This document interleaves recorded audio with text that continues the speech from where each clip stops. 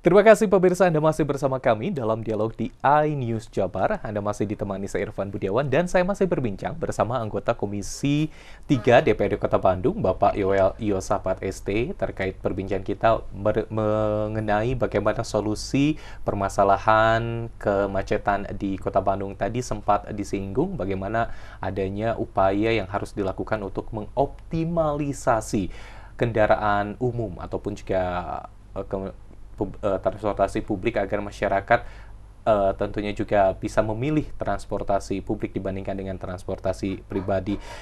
Kalau kita melihat nih Pak Yoel soal ada beberapa moda transportasi yang sudah ada, mulai dari misalnya Transmetro Bandung dan juga angkot, ada sempat wacana bagaimana mengintegrasikan moda transportasi ini ataupun juga membuat satu transportasi dengan transportasi lainnya memudahkan masyarakat untuk menjangkaunya. Bagaimana perkembangannya, Pak? Oke,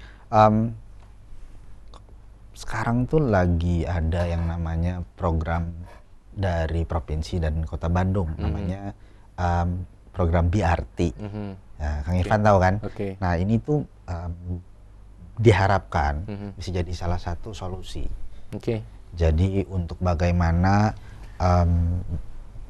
kita punya sebuah transportasi umum yang oke, bisa angkut orang lumayan banyak, trayeknya ada, harganya terjangkau, bahkan kalau misalnya bisa disubsidi, mungkin bisa promo dulu dari pemerintah, ya kan dulu juga kita bisa menggratiskan gitu ya, untuk masyarakat bisa menaiki kendaraan tersebut, dan ini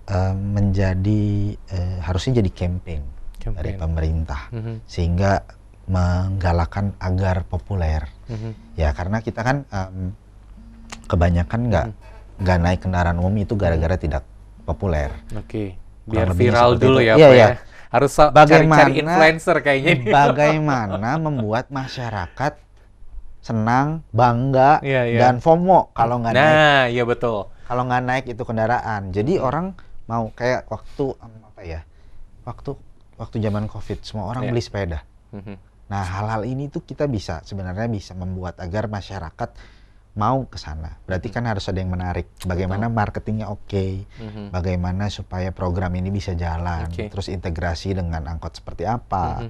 Sehingga kalau boleh jadi pengalaman itu mungkin dari kadang-kadang integrasinya tuh kita juga bingung. Pertama dari kalau saat ini ya belum ini harus dibahas selanjutnya, bagaimana dari tempat kita tinggal sampai ke halte, nah itu naik apa, itu harusnya udah ada. Ke pemukiman dari sana kemana lagi itu udah ada, dan ini jadwalnya udah bisa kelihatan real time, harusnya bisa seperti itu. Jadi kita bisa memperkirakan kalau naik kendaraan umum berangkat jam berapa sampai jam berapa. Betul. Nah ini yang masih perlu dibuat di Kota Bandung, dan ini masih belum ada sampai sekarang.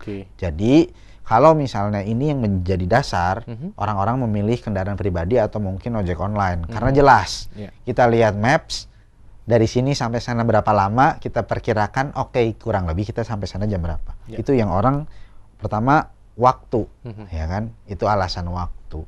Di samping biaya dan mungkin kepraktisan itu sih.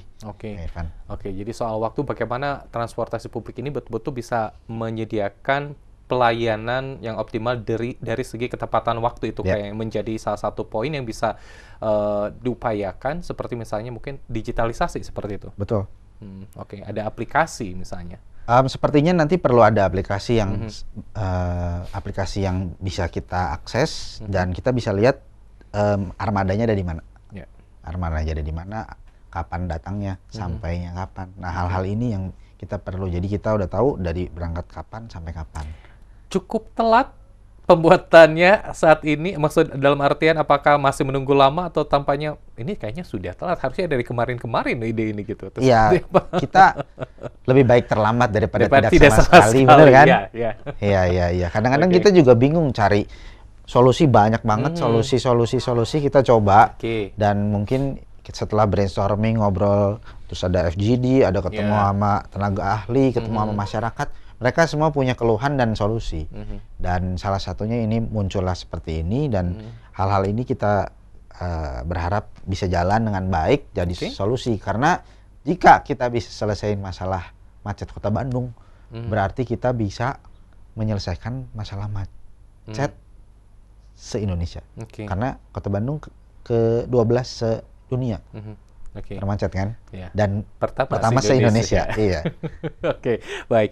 Tapi kalau melihat juga jalan-jalan di Kota Bandung yang cukup kecil, bagaimana juga upaya untuk terutama soal infrastruktur jalan sendiri, memperbaiki di sejumlah titik yang tampaknya apakah masih ada upaya untuk membuat jalan-jalan di Kota Bandung ini sedikit, ada misalnya pelebaran seperti itu? Pelebaran jalan sih sepertinya itu sesuatu hal yang sulit ya, karena pertama itu sudah ada yang ditinggali oleh masyarakat. Jadi mungkin kita kalau perbaikan infrastruktur ada bagaimana sarana prasarana untuk pejalan kaki atau mungkin yang naik sepeda, dan mungkin juga ada kita penyeberangan jalan diperbaiki, terus hal-hal yang kita bisa ornamen-ornamen di trotoar yang mempercantik jalan. Jadi orang tuh mau jalan, orang mau jalan. Nah hal-hal ini kan jalan kaki diintegrasi dengan kendaraan umum itu sesuatu yang sepaket ya.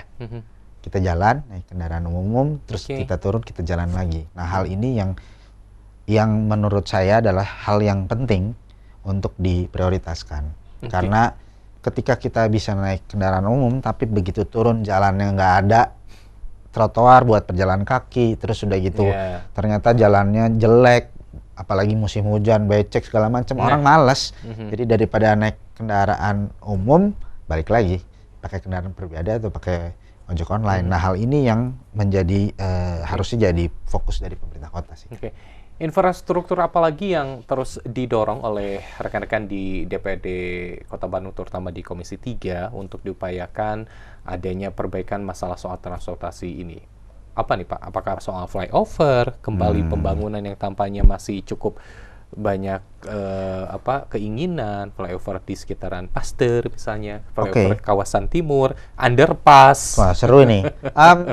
Pemkot Bandung tuh ya kalau saya lihat, kita Kota Bandung untuk membuat flyover, membuat underpass dan lain-lain itu anggarannya terbatas. Jadi biasanya kita kerjasama sama pemerintah provinsi atau dari pusat. Dan ada beberapa flyover yang udah ada, yang telah dibuat ya. Yang dari kita waktu itu 2019 itu yang di Jalan Ahmad Yani, Jalan Jakarta menuju ke Supratman itu dari bersama-sama dengan provinsi. Terus juga yang di Soekarno-Hatta yang melewati Kopo itu dari nasional, dan ada juga yang lagi dibangun sekarang tuh yang di dekat bandara. Nurtanio, itu juga Nurtanio juga lagi dalam proses. Mudah-mudahan ini bisa cepat karena di sana juga kan pasti banyak yang curhat ke saya macetnya. Nah, terus juga ada beberapa tempat yang mungkin kalaupun direncanakan tuh kita waktu itu pengennya di perapatan Samsat. Samsat itu kan luar biasa ya. Kalau di sana bisa dipecah kemacetannya, mungkin itu bisa berkurang karena selain orang berpindah dari kendaraan umum berpindah dari kendaraan pribadi ke kendaraan umum, memecah macet itu bisa juga jadi salah satu solusi. Ketika kita bisa memecah macet, maka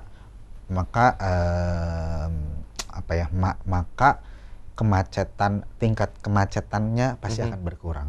Disebarkan nggak setiap pulang kantor, berangkat kantor atau weekend tidak di semua titik macet. Jadi harus ada yang dipecah kemacetannya. Nah, ini yang kita kalau mau ada flyover, ada underpass, kita sih sangat mendukung ya. Yang penting ini bisa mengurangi, karena penambahan jalan di Kota Bandung sepertinya hanya lewat flyover saja dibandingkan pelebaran yang cukup tidak memungkinkan. Tidak memungkinkan kalau pelebaran jalan. Tapi kendaraan selalu nambah. Nah, ini jadi macet. Jadi permasalahan. Baik, nanti kita lanjutkan kembali. Seru sekali nih Pak Yoel dan juga pemirsa perbincangan kita bagaimana sekali lagi solusi-solusi yang terus diupayakan untuk mengurai kemacetan yang ada di Kota Bandung. Kita akan jeda kembali. Tetaplah bersama kami dalam program iNews Jawa Barat.